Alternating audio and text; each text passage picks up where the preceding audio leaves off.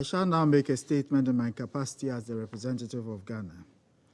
At the outset, I would like to thank ASG Matame Chapobi and UNODC Executive Director Gather Fatiwali for their briefings, which complement the Secretary General's report on the situation of piracy in the Gulf of Guinea.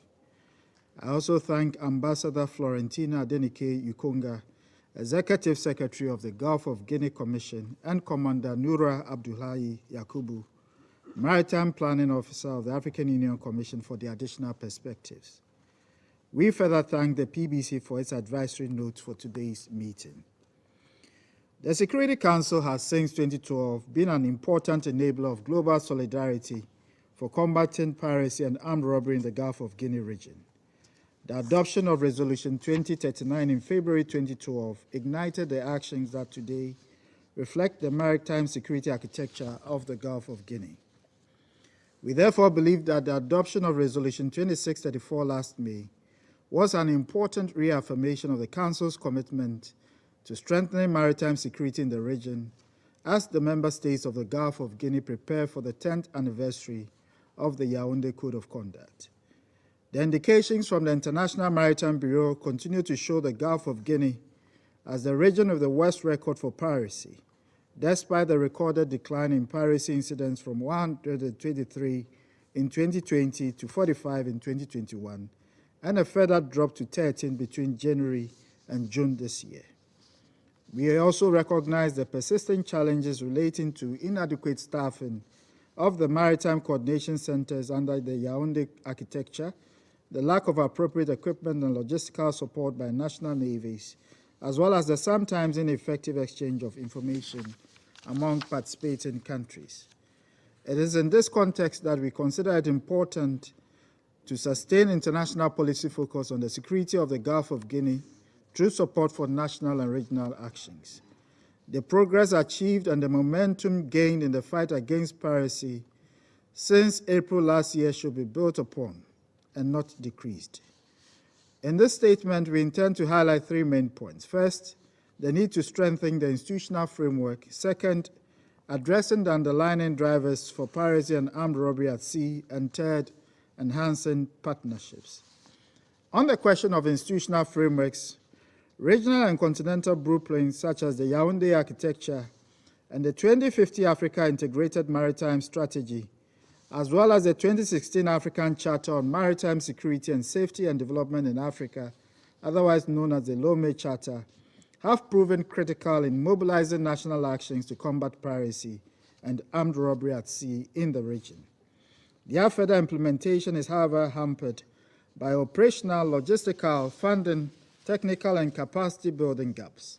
For example, the lack of adequate material and logistical difficulties, material and logistical resources has delayed the establishment of the multinational maritime coordination centers in both zones E and F, as well as the operationalization of the MMCCs in zone A and G under ECAS and ECOWAS respectively.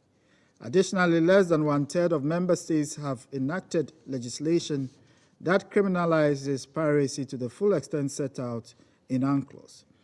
It is therefore important that these gaps be addressed to ensure effective institutions that can respond to the piracy menace.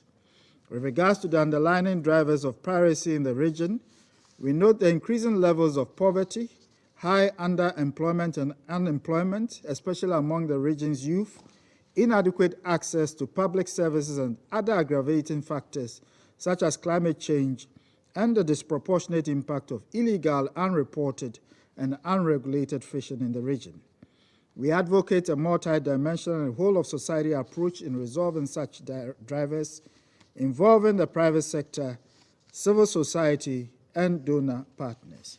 We encourage the integration of gender and youth perspective into maritime security strategies and welcome interventions aimed at strengthening national efforts in building climate resilience and the protection of fishing areas of affected communities. We acknowledge the PB's intervening role in this regard and welcome its call on the private sector, including oil and mining companies, to enhance their corporate social responsibility, as well as technical assistance and community-based support to vulnerable communities. On the matter of enhanced partnership, it is important that member states in the region be supported to, among others, formulate their respective national maritime strategy and implementation plans, and strengthen their investigative capacities of maritime law enforcement agencies. We commend the UN and its agencies such as UNODC, the International Maritime Organization, and UNOCT, as well as regional partners and friendly countries for their cooperation with regional initiatives and encourage more of such efforts. We recognize the invaluable support in realizing a safer maritime space in the region of bilateral and multilateral partners such as the European Union, the Group of Seven Group of Friends of the Gulf of Guinea, presently co-chaired by Germany and Côte d'Ivoire, the Gulf of Guinea Maritime Collaboration Forum and Shared Awareness and Deconfliction.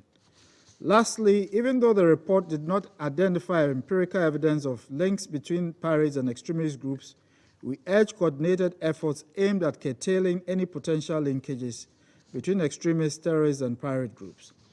At the national level, the government of Ghana remains resolute in her commitment to implementing her obligations under regional and multilateral instruments aimed at combating the menace of piracy, and we encourage other member states to do the same. The upcoming 10th anniversary of the Yaoundé architecture provides us with a unique opportunity to leverage the recommendations of the Secretary General's report towards enhancing the effective operationalization of the Yaoundé architecture, including its codification. The direct and indirect cost of piracy and armed robbery in the Gulf of Guinea is too high for us not to succeed. I thank you.